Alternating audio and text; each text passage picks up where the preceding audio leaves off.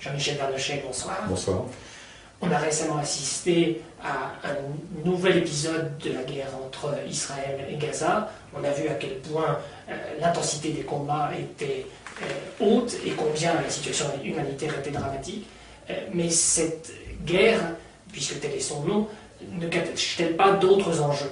Alors, il y a d'autres enjeux, d'autres dimensions, et ils sont souvent, la plupart du temps, les dimensions cachées qui sont les plus importantes.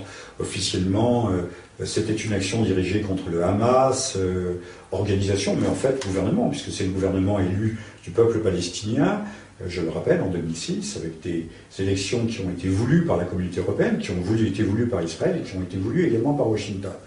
Donc ce n'était pas une opération uniquement dirigée contre le Hamas, mais également peut-être contre le peuple palestinien. Alors quand je dis contre le peuple palestinien, il faut comprendre qu'au large de Gaza se trouvent des gisements gaziers d'une certaine importance. Certains sont déjà, non pas en cours d'exploitation, mais de pré-exploitation du côté israélien, mais 60% des réserves gazières seraient dans les eaux territoriales dépendant de la bande de Gaza. Donc vous voyez qu'il y a des enjeux qui ne sont pas des enjeux moindres dans le contexte de ce que nous avons évoqué précédemment.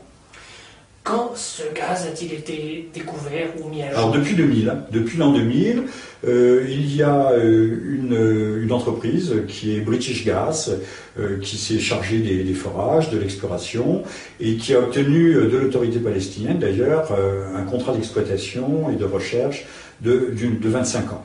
Or aujourd'hui, on s'aperçoit que ce contrat est renégocié, mais il n'est pas renégocié avec les Palestiniens, il est renégocié avec l'État d'Israël, l'État hébreu, et que la partie palestinienne n'entre pas en ligne de compte.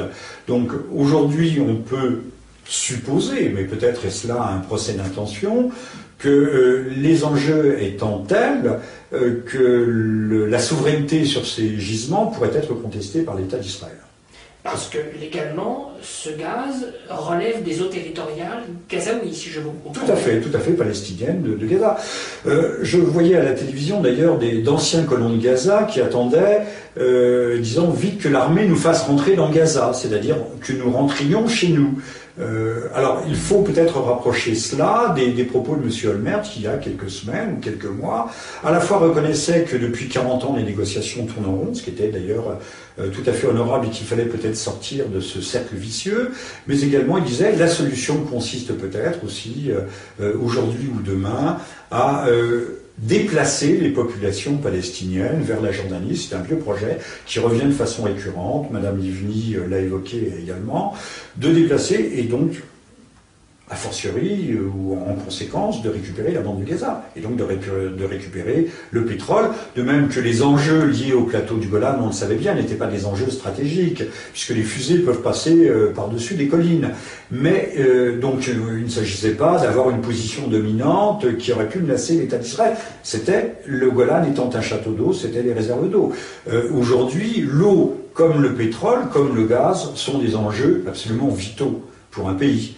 Et Israël, on voit mal, laissant échapper une telle manne qui est tombée visiblement du ciel. Parce que je rappelle que cela date de l'an 2000, c'est pas loin.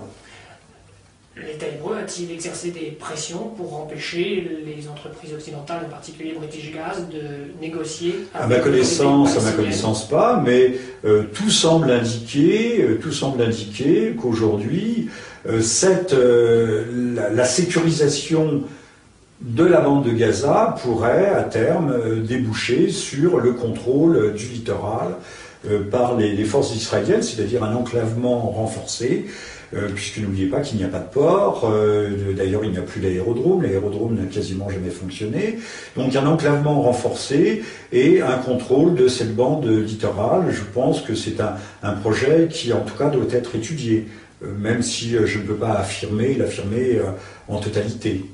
Le 1er mars 2006, Meir Dagan, le chef du Mossad, s'était opposé à l'opération pour raisons sécuritaires, prétextant que cette mise en chantier d'un contrat entre British Gas et l'autorité palestinienne aurait pu servir à financer le terrorisme. Cela signifie qu'aux yeux de l'État hébreu, il y avait là une manière de renflouer le Hamas? Écoutez, je ne veux pas être méchant, mais enfin l'argument commence à être peut-être à avoir fait long feu, à être un peu usé. On parle des couloirs avec des transits, on voit surtout des vaches et des chèvres qui transitent. Et quand on voit l'armement, au moins ce que l'on a pu en voir du Hamas, quelques lance-roquettes anti-chars, quelques kalachnikovs. On n'a pas entendu parler de dégâts considérables comme ça a pu être le cas en juillet, en août 2006 au sud du Liban. Donc l'armement du Hamas semble tout à fait dérisoire. Et le financement du terrorisme du Hamas, bon, bien sûr, c'est un argument. Mais je pense que cet argument, la communauté internationale devrait le prendre pour ce qu'il vaut. Il n'y a-t-il pas des enjeux plus généraux ou globaux pour Israël vis-à-vis du gaz? On peut penser à la ville d'Ashkelon et à la ville d'Elat qui est censée servir de relais également. Alors tout à fait, il y a aussi des projets, mais là c'est une question plus technique et plus complexe, de terminaux gaziers. Il peut y avoir une interconnexion et l'exploitation des gisements trouverait sa place dans le dispositif. Il est le fait que l'État d'Israël n'a pas de ressources d'énergie fossile, elle est tributaire dépendante de l'extérieur, et que, encore une fois, je répète, ces gisements gaziers pourraient constituer quelque chose de tout à fait vital pour elle. On a parlé d'un axe Turquie-Israël, notamment avec l'acheminement possible du gaz de la Caspienne vers Ceyhan, puis vers... Oui, ceci étant dit, c'est tout à fait juste, tout à fait exact, mais aujourd'hui, vous savez comme moi qu'il y a un gouvernement qui s'est éloigné de l'axe occidental, bien que la Turquie soit le pivot oriental de l'OTAN, que nous avons le gouvernement de M. Erdogan, et que cet axe, bien qu'il y ait une alliance, tout à fait un partenariat stratégique, une alliance militaire renforcée entre l'État d'Israël et la Turquie, aujourd'hui, l'impression que nous pouvons avoir au vu des événements, puisque la Turquie, je le rappellerai, n'a pas participé à l'action américaine contre l'Irak en 2003, aujourd'hui que cette alliance est en train petit à petit de se déliter. Jean-Michel Bernachet, je vous remercie.